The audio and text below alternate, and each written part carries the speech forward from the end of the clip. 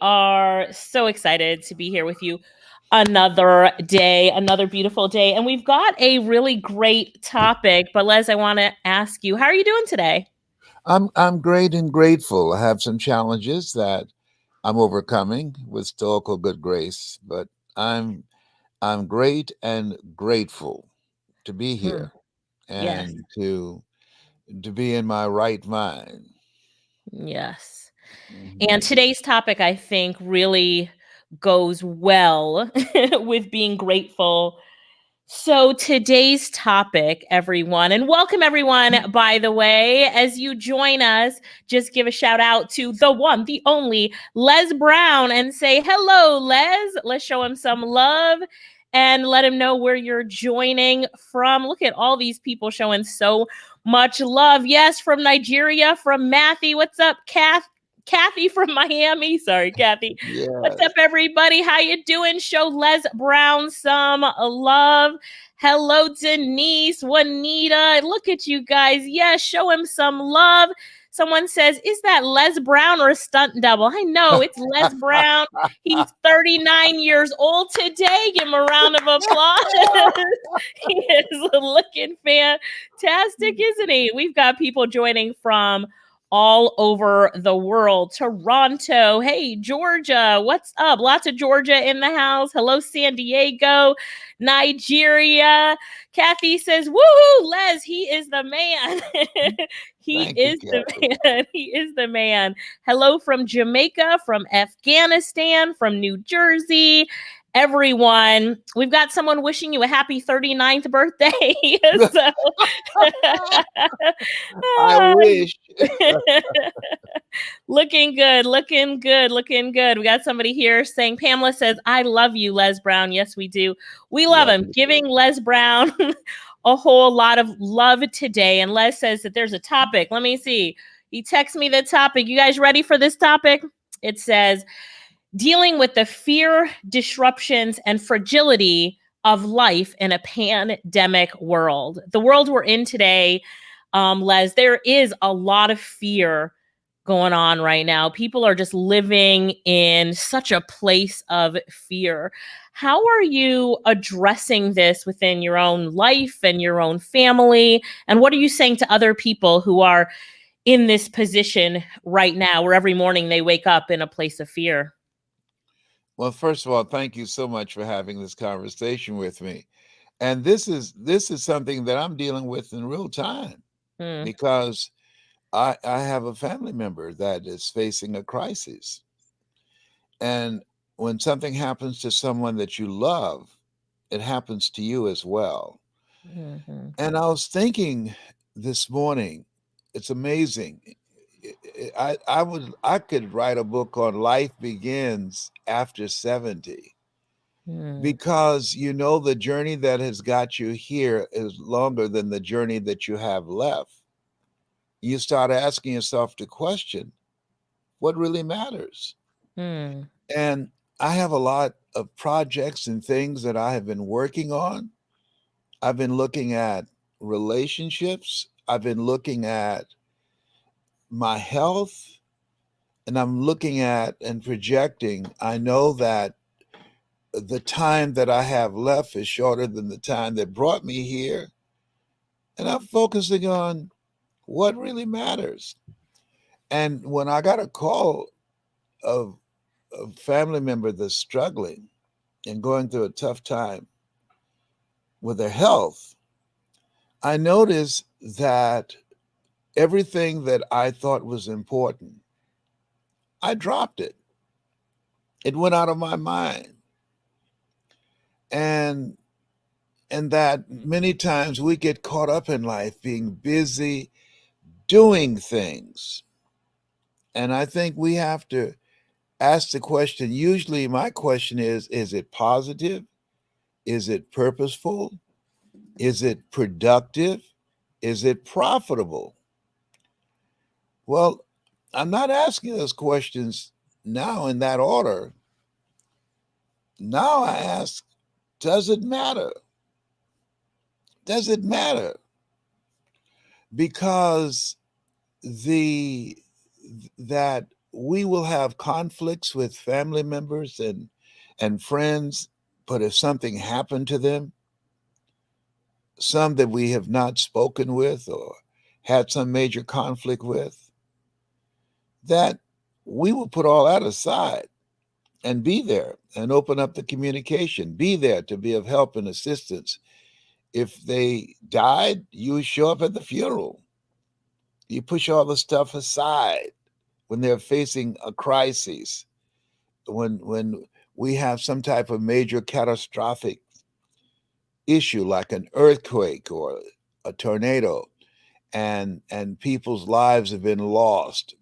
You see people from all political persuasion, all different colors and genders and different agendas coming together to focus on how can we help each other get through this.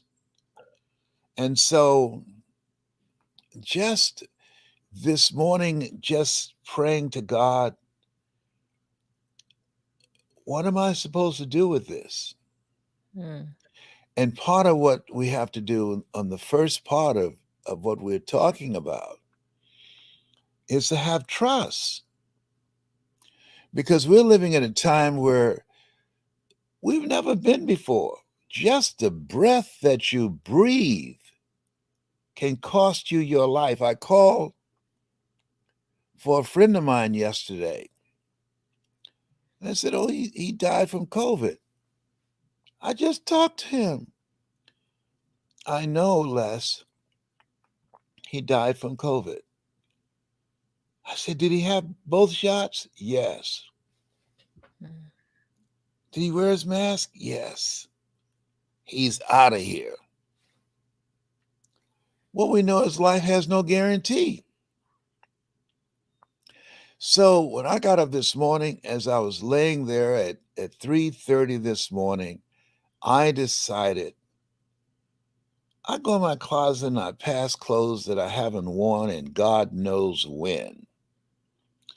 And some of them I try on and they say, "You got jokes." you, you ain't got nothing to do with your time but to come in here and try and get me on. Try and put me on. Come on, come on. You look if you get one arm in here. What's up with that, buddy? Okay. And so I said, I'm getting all this stuff out of here. I called a friend. I said, you know what I want you to do? I'll go just take some things. Just give me a few things, about 8 things I can look at.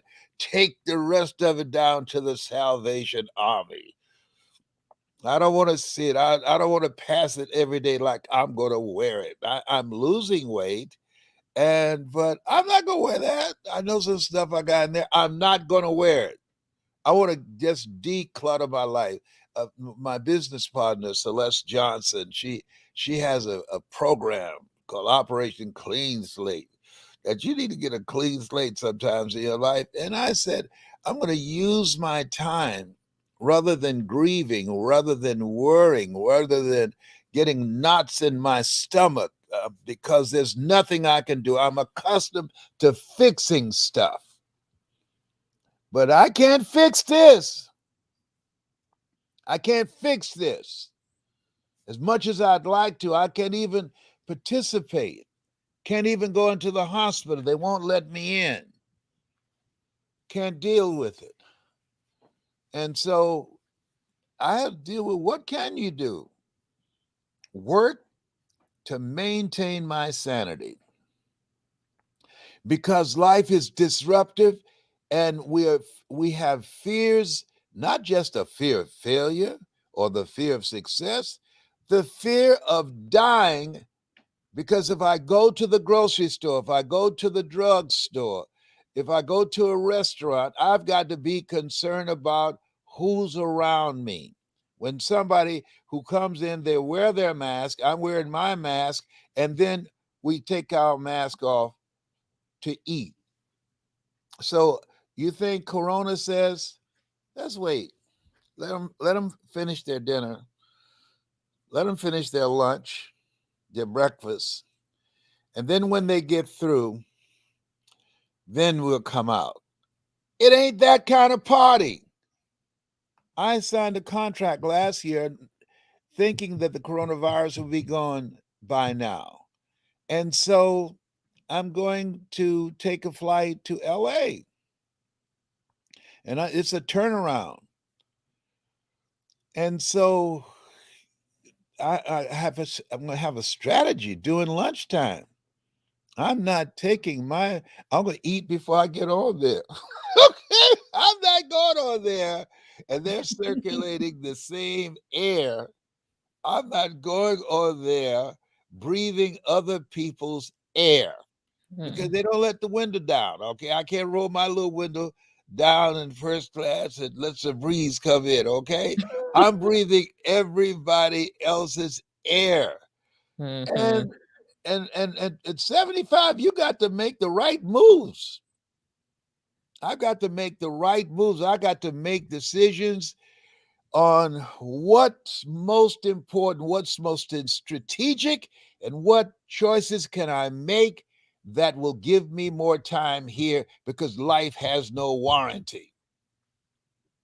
And so I know this person, whoever I'm sitting next to, they're going to take their mask off. The person in front of me, person in back of me, when they get ready to drink something or eat something. And now everybody is vulnerable. I'm not going to be one of them. No, no, no. I'm keeping my mask on throughout it. I'm going to drink enough water before I get on the flight. Only time I probably take it off when I go to the bathroom. And I got some stuff to spray when I go up in there. But that's a different kind of fear. That's a different when you talk about literally for your life swapping air. That's crazy. Crazy. And so we have to we got to deal with that fear. That's all right. Then the disruptions. People who lose their jobs or people who told, okay, well, you know what? Uh, you got to sign this agreement. You come in here, if you get the coronavirus and something happens to you, we're not liable. Is that right? Yep, you're responsible. Is that right? Now I got to ask myself the question, and some people already answered it. I'm not going to starve to death, so I'm going to risk my life. I'm not one of those individuals. I said, no, I tell you what, I'll speak for you virtually. Had I not already spent the money, I sent it back to him. But no, I had a real good time with the money. I'm a person of integrity. So I'm going to go. But I would have, if I was younger, I'd have said, catch me if you can. I took off running. At 77, I don't run as fast as I used to run.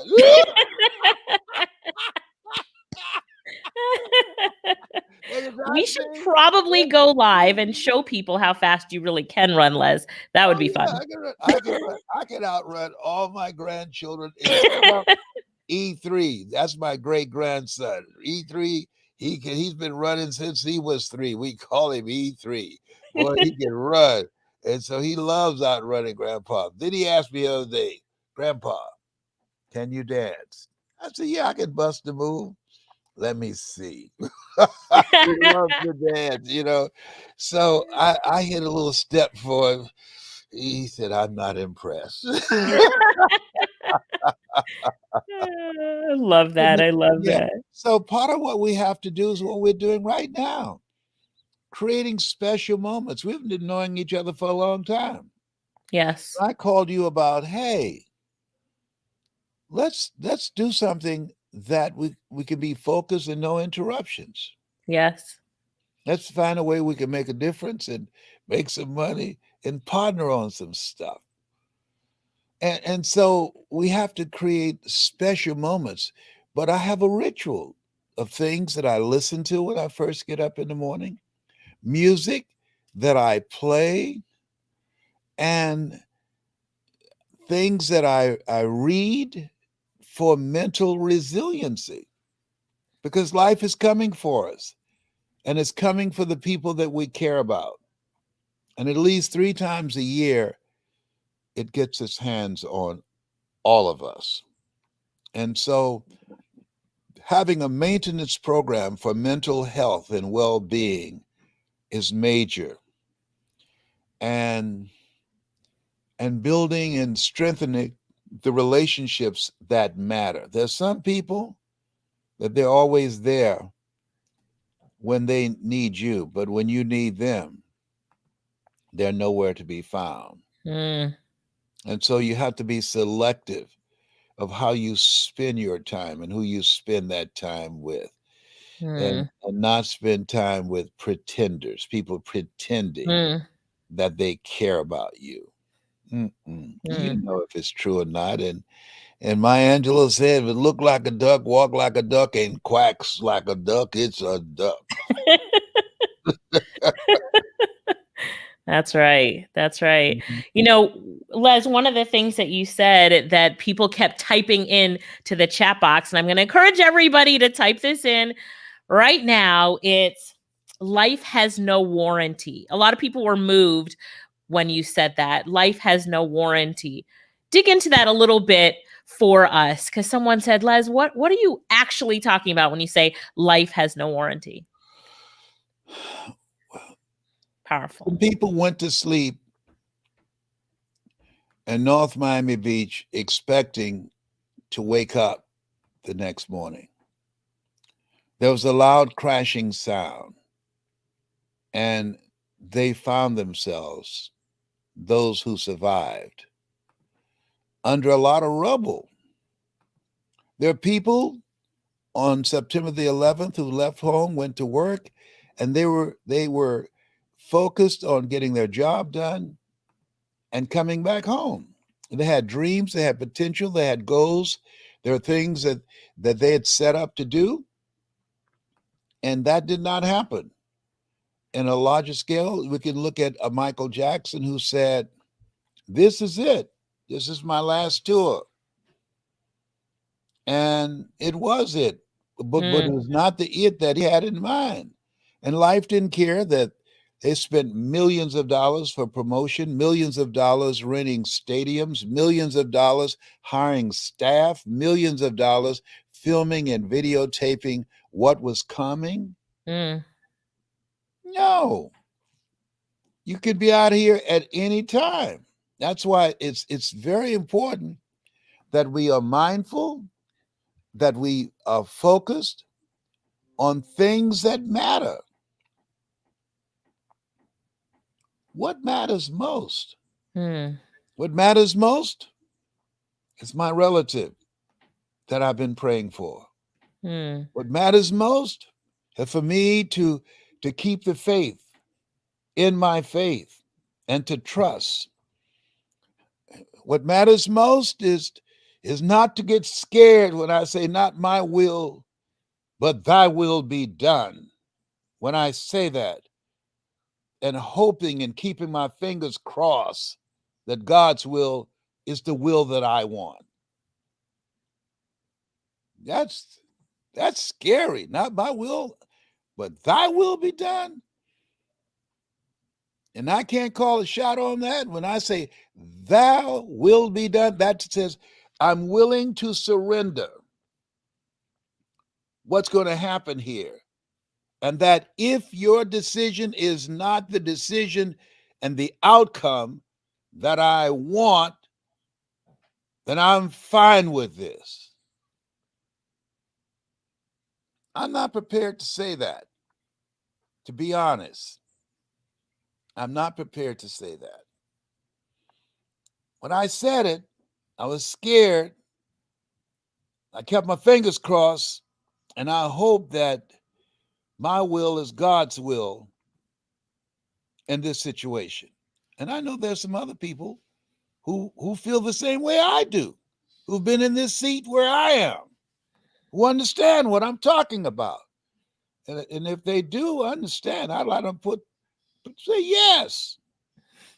Yes, I do understand that. They say God's will is the only will. That is so nice. Isn't that special? Mm-hmm. but I don't want it to be the only will. Somebody that I love, their life is on the line, and I want them to be here.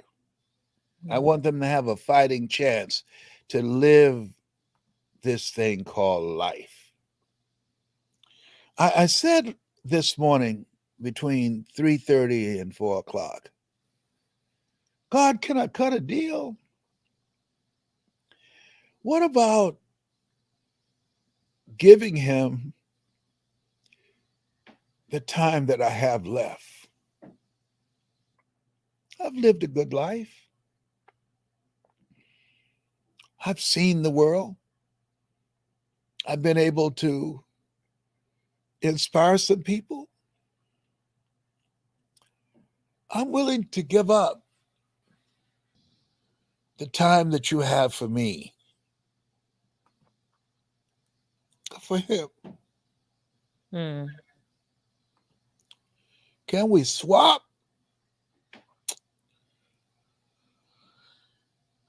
We don't make those calls.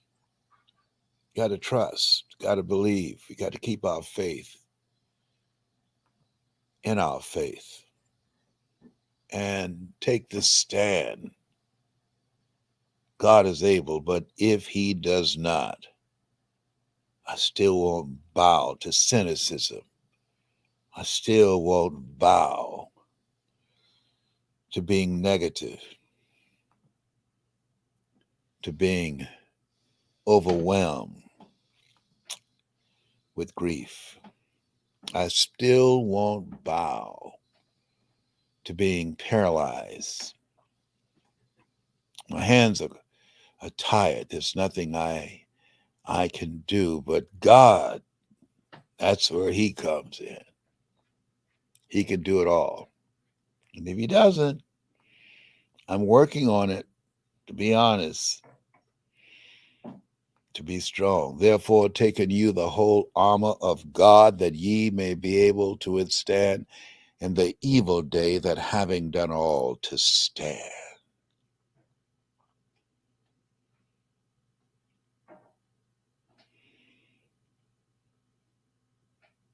What are you thinking about?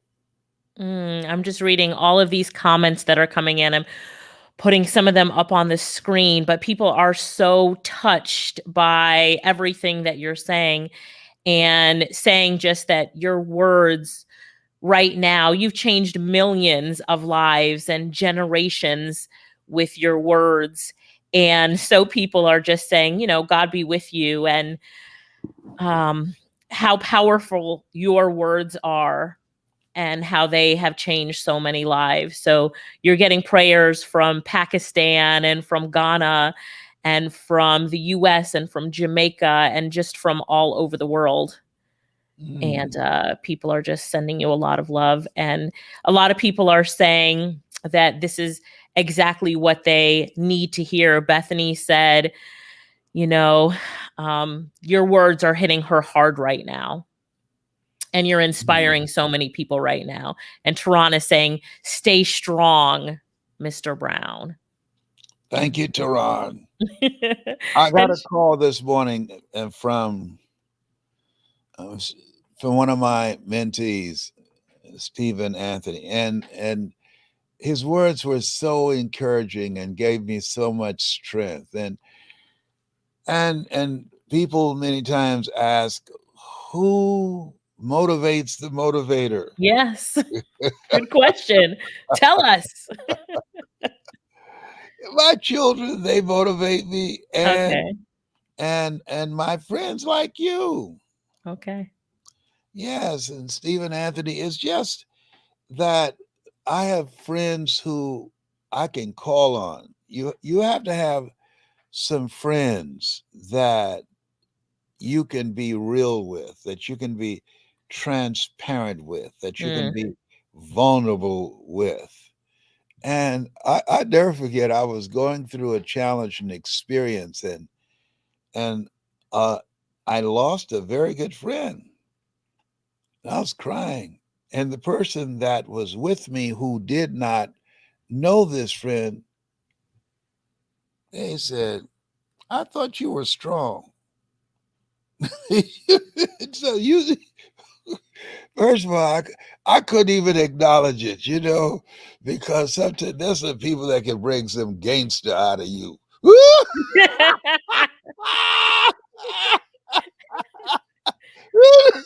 I thought you were strong. Is that right? Is that right? Well, I'm about to give you a touch up. Are you're going to try and I'm already in a vulnerable, weak position, and you're going to throw water on a drowning man. Come on. That's heartless. Mm. Now, they did do something. They distracted me Mm. because I asked, I know you didn't just say that. Like I'm a punk or something because I'm crying about my friend that's suffering. Mm. And so, this thing called life, what you have to do now, where we are now, make decisions that matter. Look Yes. at the relationships and evaluate them. There's some people that you need to let go because they have the role that they played in your life. Some, as we've heard the expression, some people are in your life for a reason, some for a season, and Mm. some for a lifetime, and their season has passed. Mm. And so you have to acknowledge that and be about your father's business, because you can't move forward when you have surrounding you toxic, negative, energy draining people that's not on the same page where you are. Environment is everything, circumstances are everything. Mm. God didn't make us and had us dangling in the air and then made a place for us. No, he created a place for us first. And Right. so proximity, the people that are closest to you, you have to ask, what is this relationship doing to me? How's it impacting my life? Mm. What role are they playing now? What are they bringing? What are they adding to help me go through this? Because we all have our moments in the Garden of Gethsemane when Jesus asked the disciples, "Hey, I'm going through some stuff. I need you to pray with me." Next thing you know, they were snoring. And he went over and said, I know you Negroes ain't snoring over here. Y'all about to make me lose my mind up in here, up in here. You know what? Hey, go get me a switch. Okay, we got to switch over to Clubhouse. Okay. We do have to switch over to Yeah. Clubhouse, but really big message for today is ask yourself the questions. Does it matter? What can you do? And evaluate your relationships. Really important. All right. So, everybody, we're about to head over to Clubhouse. So, pick up your phones or your iPad and let's go to Clubhouse. Now, when you are on Clubhouse, I'm going to help Les start the room on Clubhouse, but I'm going to help you guys to find it. Now, everybody here should be following Les on Clubhouse. And so, what I want you to do, open up your Clubhouse app, and then where you see the search bar right there, the search, we're going to find Les. Type in, he just started the room. You can see it right there. Type in Real Les Brown, and you'll see where he is. But you will find the room dealing with fear, and that's how it starts with a caution sign. So you'll find that room on Clubhouse, head on over to it, and that's where we're going to be right now. I just put in the chat so that you guys can see it, and we'll see you on Clubhouse. So, No, you know what I was going to ask you? Why sure. can't we do both? Is it We possible? can. We can. Do you want to keep it up? I will put my phone on speaker and we can have the Clubhouse going through the live as well. Would you like to do that? Have you ever done that before? No, but there's no better time to try than right now. Let's try it. Let's do it. Let's do it. All right, let's get in the room. You're already in. I'm coming in. Hang on, let's see. Here we go. I think we're gonna have a double mic effect. So hang on 1 second. All right, I'm gonna. Hello, Alicia. How are you? Hi, Coach Deb. I'm fantastic. Hang on 1 second. We've got an echo, and that's because of myself and Les. Give me 1 minute. You're good. All right.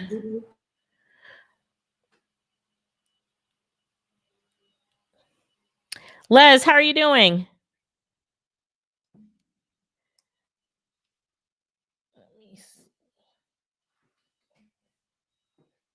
Well, Alicia is setting up all of the. I'm ready to show you. Oh, there we go. You've got less, but yeah, Alicia is still the echo.